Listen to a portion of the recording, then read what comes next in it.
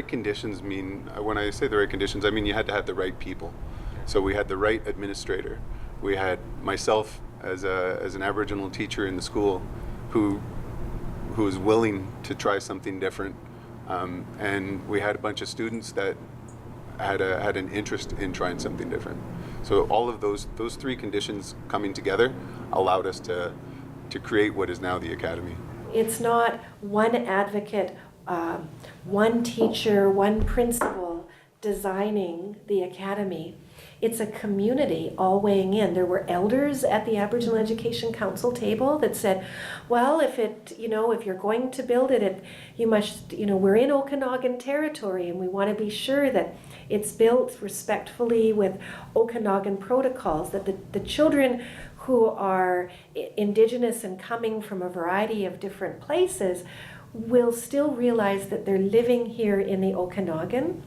And perhaps by learning the culture of the Okanagan, they'll be drawn to learning more about their own culture back home or their own identity.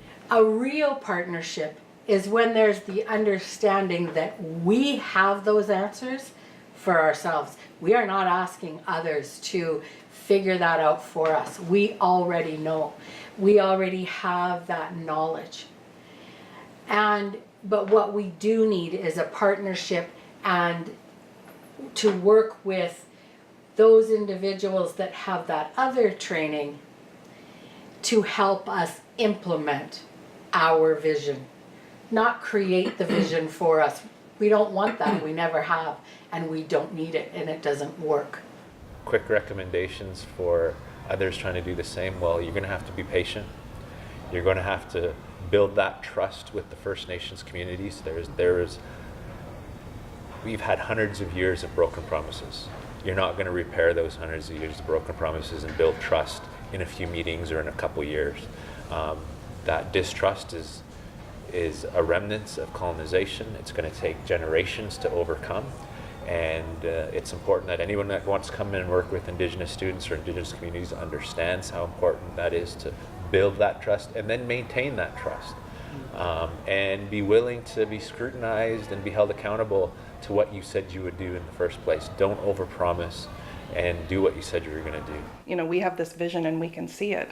When you're working with maybe some people who are so used to doing things a certain way in a system that is very policy-based, very hierarchical, that when you look at an Aboriginal perspective or a worldview, you are talking about two very different systems that are trying to come together to balance, to find a compromise that works for both.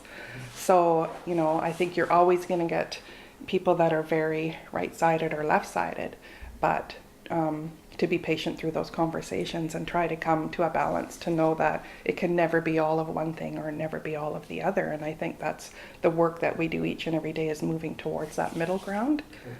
So the conversations do become very difficult, and when we're talking about our community, our partners and our families in the community too, there's still a level of healing that's going on with them. And so, when we have challenges, whether it's with students, with families, at meetings, we always ask ourselves, well, why would this reaction be happening? And you only know that if you have an understanding of what that person is bringing to the table. And so we need to be patient within that. At a school level with our students, what is that student bringing to school? What are the issues he's bringing or she is bringing to school that we need to understand, so that we can provide a program that is very different than somebody that may never have those issues ever in their life. Well, that's one of the biggest challenges we have right now, and it is a ministry directive to include or increase our Aboriginal content in every grade, every subject.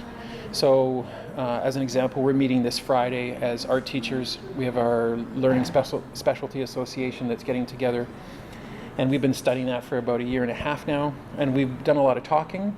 There is a fear from all teachers, whether they're Indigenous or non-Indigenous, of getting it wrong. Nobody wants to get it wrong, but we're kind of stalemated by that, because if you don't do anything, that's still wrong. So if we move forward respectfully and intelligently, if we make mistakes, we live up to those mistakes and we improve on them. Just because a student's timetable has a bundle of courses together, Yeah. we don't make an innovative learning environment. And I would say that this academy is more indicative of the success of an innovative learning environment than it is just the titles of the coursework they take. They're a core group of students that travel together. In fact, let's go back and look at our video footage of what the girls said in the ceremony. They recognized, they thanked their teacher, who is part of this community of learning, but they thanked each other. And I think that is really, really important, that we listen to our students when we are creating something or learning from something. And so it's that power of that cohort, what they bring to it, and what they value and what they've co-created.